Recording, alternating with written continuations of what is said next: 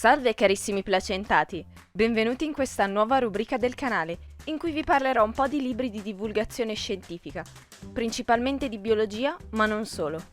Ovviamente senza spoiler, gli spoiler sono il male. Capito? Persone che mi spoilerano le cose. Per questo primo episodio ho deciso di raccontarvi un po' di Verde Brillante, pubblicato per la prima volta nel 2013 e scritto da Stefano Mancuso. Tra le varie cose, professore dell'Università di Firenze e direttore del Laboratorio Internazionale di Neurobiologia Vegetale, e Alessandra Viola, giornalista scientifica. Piccola parentesi prima di cominciare. Nel caso vi interessi il libro, in descrizione potete trovare il link per procurarvelo su Amazon.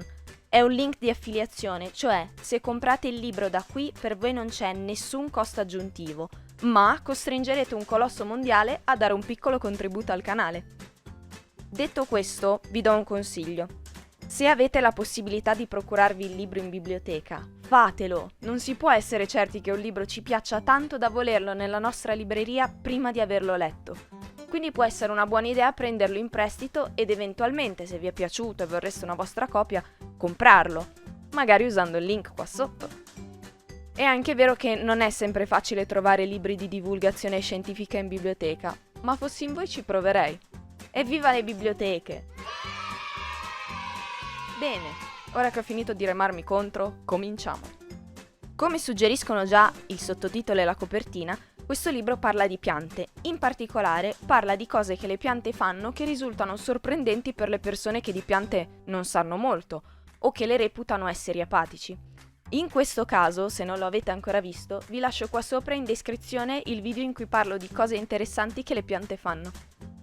Sono consapevole che molti non siano esattamente degli appassionati di biologia vegetale, ma se pensate di trovarvi davanti ad un libro noioso e poco entusiasmante, sono convinta che avrete una sorpresa. Qui infatti non troverete spiegazioni solo sui classici argomenti che riguardano le piante, ma anche e soprattutto su temi meno trattati ma molto interessanti, come ad esempio la comunicazione tra piante e il sonno delle piante.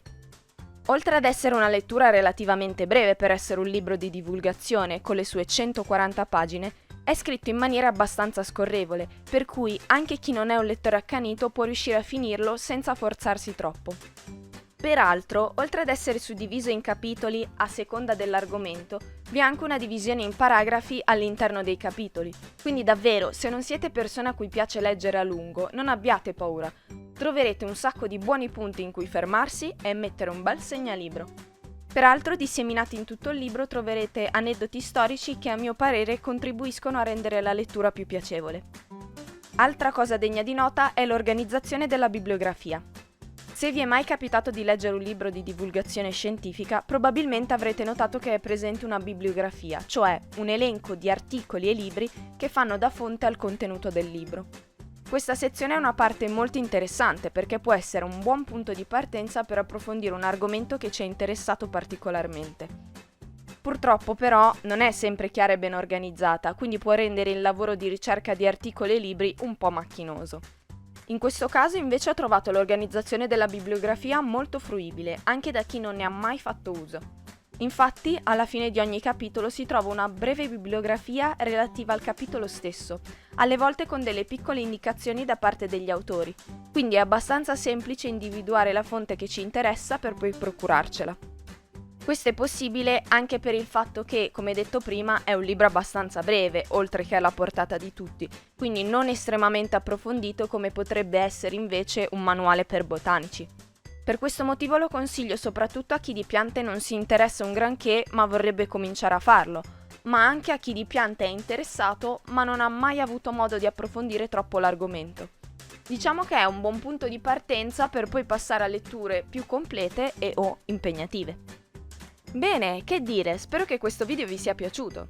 Se poi vi ha fatto venire voglia di andare a chiedere libri al vostro bibliotecario come se steste comprando merce illegale, lasciate un mi piace, condividetelo con chi preferite e iscrivetevi al canale. Vi ricordo che si comincia con 2 video al mese e che il prossimo uscirà il quarto lunedì di questo mese. In ogni caso, per aggiornamenti e altre cosine, potete seguirmi su Instagram, trovate il link in descrizione. Grazie mille per aver guardato il video, alla prossima!